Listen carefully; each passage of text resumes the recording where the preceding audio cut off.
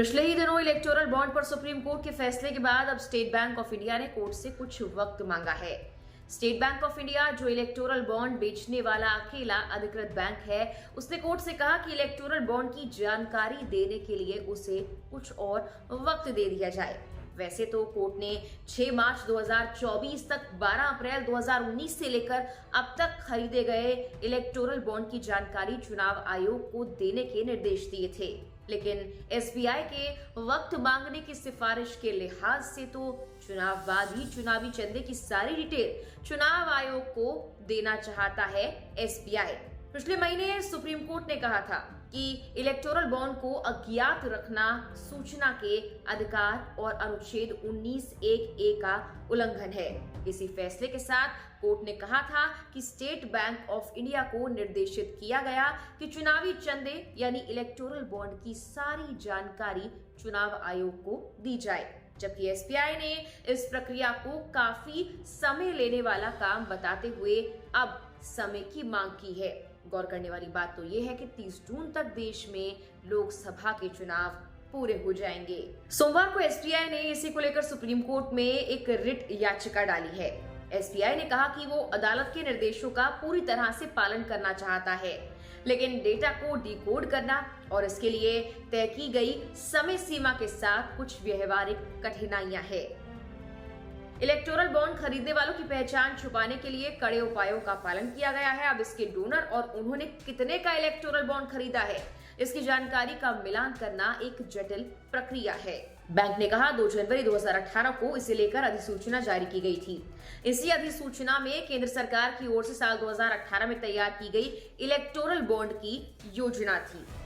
इसके क्लॉज 7(4) में ये साफ तौर पर कहा गया है कि अधिकृत बैंक यानी एसबीआई हर सूरत में इलेक्टोरल बॉन्ड खरीदार की जानकारी को गोपनीय रखे।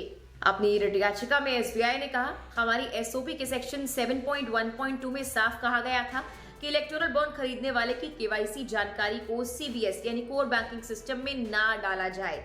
ऐसे में ब्रांच में जो इलेक्टोरल बॉन्ड बेचे गए हैं उनका कोई सेंट्रल डेटा एक जगह पर है ही नहीं, जैसे खरीदार का नाम, बॉन्ड खरीदने की तारीख, जारी करने की शाखा, बॉन्ड की कीमत और बॉन्ड की संख्या। ये डेटा किसी सेंट्रल सिस्टम में है ही नहीं। सभी खरीदारों की जानकारी को जिन ब्रांच से इलेक्टोरल बॉन्ड खरीदे गए वहां एक सीलबंद कवर में रखा गया। फिर इन सीलबंद कवर को एसबीआई की मुख्य शाखा जो कि मुंबई में है वहां पर दिया गया।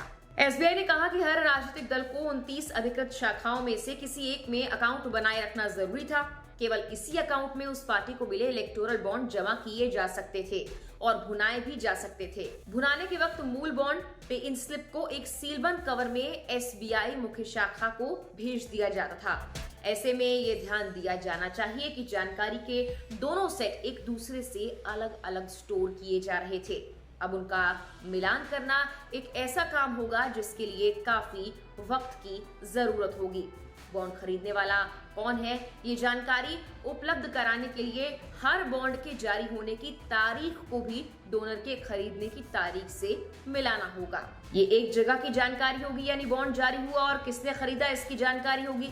फिर जानकारी का दूसरा सेट आएगा जहां से ये पता लगेगा ये बॉन्ड राजनीतिक दल ने अपने अधिकृत खाते में भुनाया होगा। फिर हमें खरीदे गए बॉन्ड की जानकारी भुनाए गए बॉन्ड की जानकारी से मिलानी होगी।